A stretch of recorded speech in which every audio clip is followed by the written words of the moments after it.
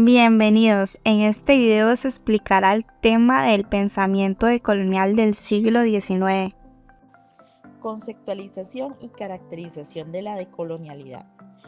¿Cómo se puede definir el concepto de decolonialidad y qué aspectos lo caracterizan? Como una corriente que debate críticamente las formas de un conocimiento y poder del colonialismo que aún persisten en América Latina. Entonces, el pensamiento decolonial parte de la diferenciación entre colonialización y colonialidad, según lo afirma Andrade 2021, página 138. Por lo que dar a conocer las voces históricas, tanto de los pueblos como de los grupos marginados, es el objetivo claro de la valoración que persigue la decolonialidad.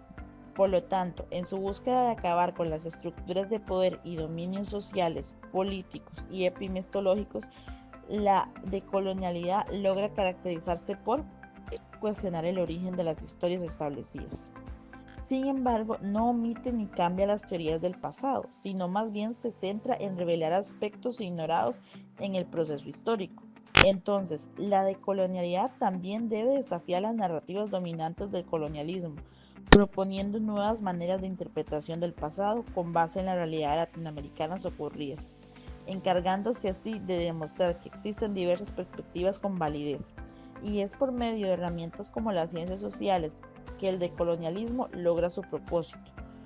Como aspectos muy característicos de la decolonialidad también se encuentran las transformaciones en el sector político, social y económico.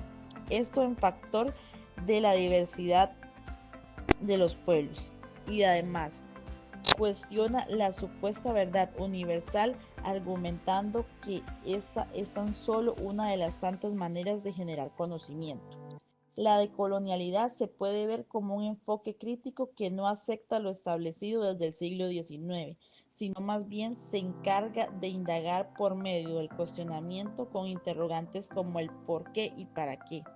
Ir más allá de la epistemología que se ocupa del estudio de las formas y condiciones de producción del conocimiento al interior de la ciencia occidental y de recuperar el sentido del término anglosofía, que se refiere a una teoría del conocimiento en general.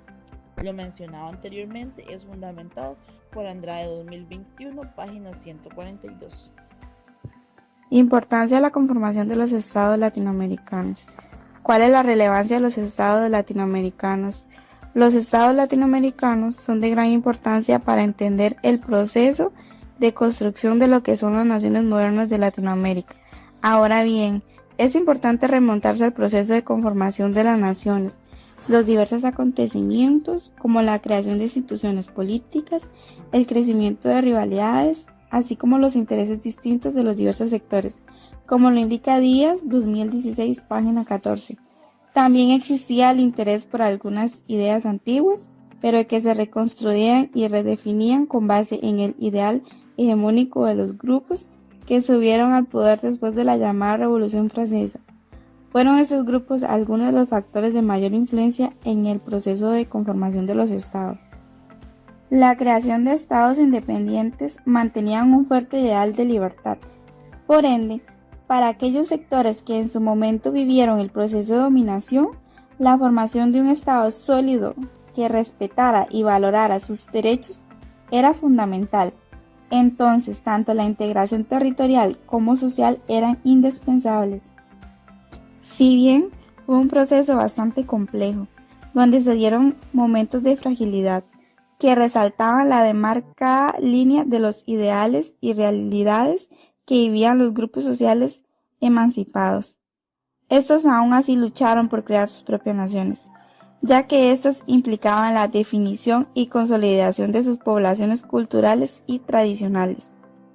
Ahora bien, las élites locales conformaban su poder de forma eficaz, porque junto con la independencia de los sectores de América, tanto los sectores sociales como las élites jugaron un papel indispensable e importante en dicho proceso, ya sea formativo como de fortalecimiento para el Estado, puesto que además de luchar para formar la autonomía, debían definir y cuidar de sus fronteras. Pero ¿cuál era el deseo de lucha incesante que mantenían ahora los territorios emancipados?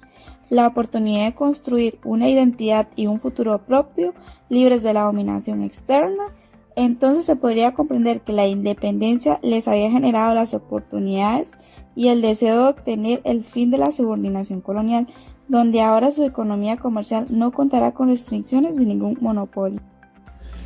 El proceso de construcción nacional comenzó en Latinoamérica a partir de la segunda parte del siglo XIX, ligado al afianzamiento del pensamiento liberal en las élites locales, que se interesaron en mayor forma y especialmente cuando chocaban sus ideas con los eclesiásticos, esto a través de su poder de la identidad nacional.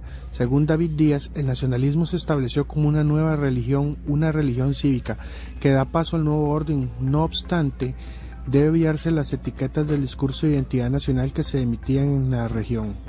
Sin embargo, en 1821, después de la adhesión total a la causa de la independencia el 8 de agosto, hace indicar la intervención de la Iglesia Católica, y lo mismo ocurrió en el caso de México, Costa Rica, Venezuela, Argentina y en los demás estados que se construyeron en la región. Por otro lado, también fueron levantadas imágenes de las naciones construidas por el proceso francés, himnos y banderas. Por otra parte, la Iglesia fue una aliada brillante en la construcción del Estado y de la nación.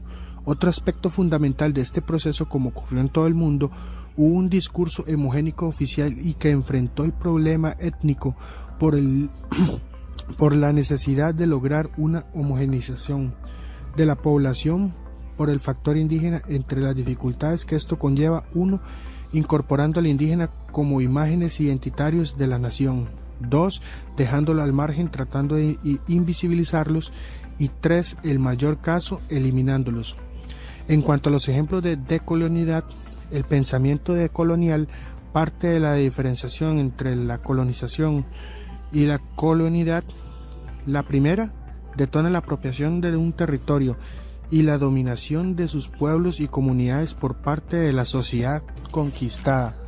Y segundo, se refiere a una forma de pensar que reproduce la ideología de los colonizadores en el pueblo colonizado, aun cuando este proceso haya concluido.